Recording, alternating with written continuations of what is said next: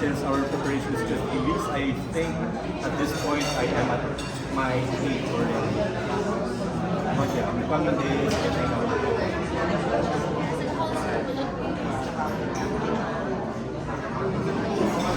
Around 8.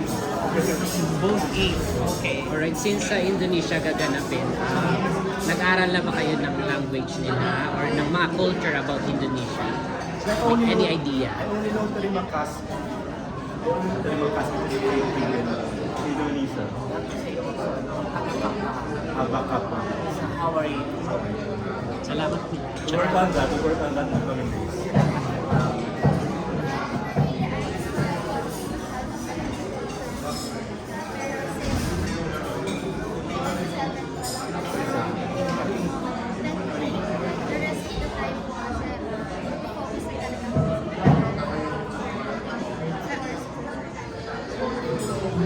Have you checked ba sa social media yung mga co-candidates ninyo?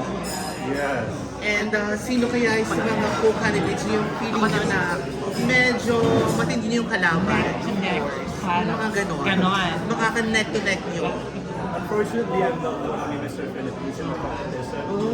I have Mr. Southwest, so I think I would keep my neck-to-neck competition.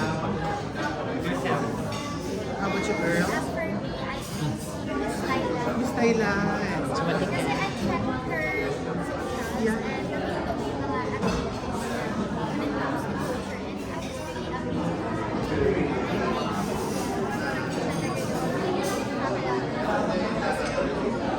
To our national director, of course, ang dami-dami ng mga international pageants ngayon nowadays, internationally and locally. Of course, bakit namin kailangan abangan itong Mr. and Miss Culture? Of course, sa mga pageant fans, bakit kailangan ding magbigay ng attention dito sa pageant na ito, madam? At first, sabi ko nga kanina, we won last year first runner-up. So, we just, I personally, I want to Claim na natin.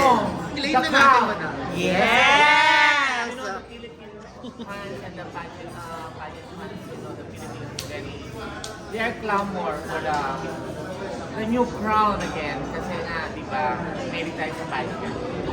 So, talagang aabangan ito, lalo pa sa tulong ninyo, mas makikilala ang brand ng Mr. and Miss Culture International. Excited na ba kayo to explore Jakarta, Indonesia? I'm excited because it's my first international flight. I see.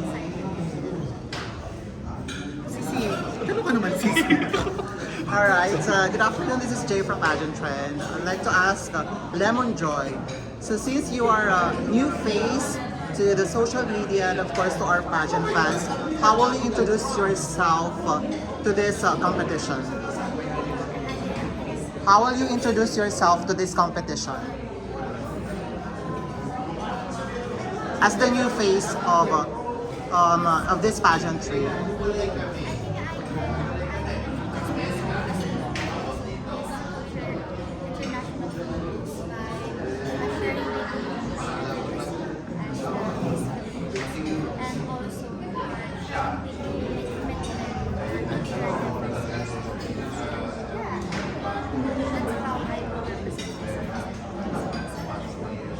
Alright, and of course to our Mr. Culture International Philippines, Ryan Sacopon.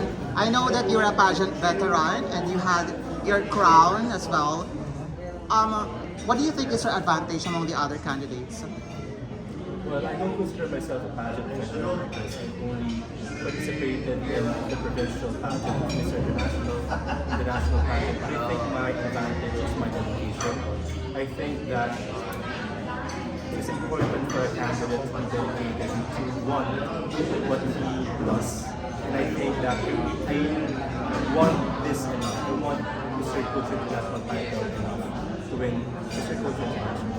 And what learnings you had on your previous pageant that you will, bring it on in this international competition?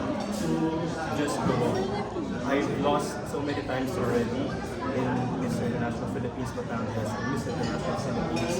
And since this is my last pageant, if ever, I would I would pour everything that I could do to be able to win a title.